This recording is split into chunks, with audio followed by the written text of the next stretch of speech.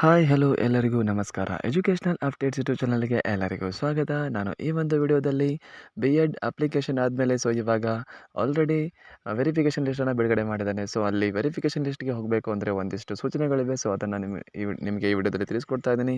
ಈ ವಿಡಿಯೋ ನಿಮಗೆ ಇಷ್ಟ ಆದರೆ ಲೈಕ್ ಮಾಡಿ, ಶೇರ್ ಮಾಡಿ ಹಾಗೂ ನಮ್ಮ ಚಾನಲ್ನ ಸಬ್ಸ್ಕ್ರೈಬ್ ಮಾಡಿ ಅಂತ ಹೇಳ್ತಾ ಈಗ ವಿಡಿಯೋನ ಶುರು ಮಾಡೋಣ.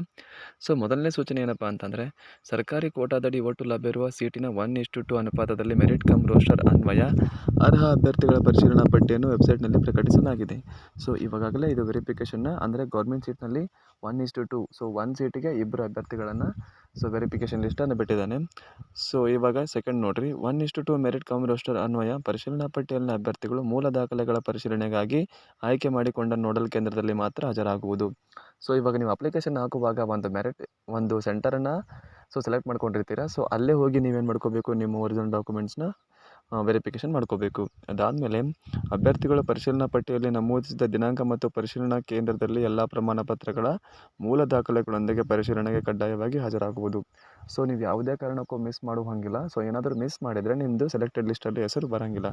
ಅದಾದಮೇಲೆ ಎಲ್ಲ ಮೂಲ ದಾಖಲೆಗಳ ಒಂದು ಸೆಟ್ ಜೆರಾಕ್ಸ್ ಪ್ರತಿಯನ್ನು ಹಾಗೂ ಚೆಕ್ ಲಿಸ್ಟಿನ 2 ಜೆರಾಕ್ಸ್ ಪ್ರತಿಯನ್ನು ದಮ್ಮೊಂದಿಗೆ ತೆಗೆದುಕೊಂಡು ಹೋಗುವುದು. ಅಂದರೆ ನೀವು ಮೂಲ ದಾಖಲೆಗಳ ಜೊತೆಗೆ 2 ಸೆಟ್ಟು ಜೆರಾಕ್ಸ್ ದಾಖಲೆಗಳನ್ನು ನೀವು ತೆಗೆದುಕೊಂಡು ಹೋಗಲೇಬೇಕು. ಅದಾದಮೇಲೆ ಆಯಾ ಮೀಸಲಾತಿ ಗುಂಪಿನಲ್ಲಿ ಪ್ರಕಟಿತ ಅಭ್ಯರ್ಥಿಗಳ ಅಂಕಕ್ಕಿಂತ ಹೆಚ್ಚುವರಿ ಅಂಕಗಳನ್ನು ಹೊಂದಿದ್ದಲ್ಲಿ, ಅಂದರೆ ನೀವೇನಾಗಿರುತ್ತೆ, ನಿಮ್ಮ ಮೀಸಲಾತಿ ಇರುತ್ತಲ್ಲ, for example 2A, 3A, 3B ಆಗಿರ್ಬೋದು. ಅಲ್ಲಿ ಮೀಸಲಾತಿ ಕಟ್ ಆಫ್ ಲಿಸ್ಟ್ಗಿಂತ ಜಾಸ್ತಿ ಇದ್ದರೂ ನಿಮ್ಮ ಹೆಸರು ಬಂದಿಲ್ಲ ಅಂತಂದರೆ ನೀವೇನು ಮಾಡ್ಕೋಬೇಕು, ಕೆಳಗಡೆ ಒಂದಿಷ್ಟು ನಂಬರ್ ಕೊಟ್ಟಿರ್ತಾನೆ, CAC ನಂಬರು.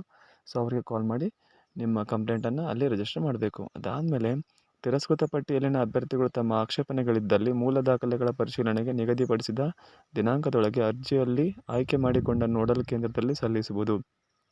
ನಿಮ್ಮ ಹೆಸರೇನಾದರೂ ರಿಜೆಕ್ಟೆಡ್ ಲಿಸ್ಟಲ್ಲಿ ಬಂದಿದ್ದರೆ ನೀವೇನು ಮಾಡ್ಕೋಬೇಕು, ನಿಮ್ಮ ನೋಡಲ್ ಸೆಂಟರಿಗೆ ಒಂದು ಅಪ್ಲಿಕೇಶನನ್ನು ಕೊಡಬೇಕು. ಅದು ನೀವು ವೆರಿಫಿಕೇಷನ್ ಹೋಗ್ತಿರಲ್ಲ ಆ ಡೇಟ್ಗಿಂತ ಬಿಫೋರ್ ಇರಬೇಕು. ಈ ವಿಡಿಯೋ ನಿಮಗೆ ಇಷ್ಟ ಆದರೆ ಲೈಕ್ ಮಾಡಿ, ಶೇರ್ ಮಾಡಿ ಹಾಗೂ ನಮ್ಮ ಚಾನಲ್ನ ಸಬ್ಸ್ಕ್ರೈಬ್ ಮಾಡಿ ಅಂತ ಹೇಳ್ತಾ ಈ ವಿಡಿಯೋನ ಮುಗಿಸ್ತಾ ಇದ್ದೀನಿ. ಟಾಟಾ, ಬಾಯ್ ಬಾಯ್.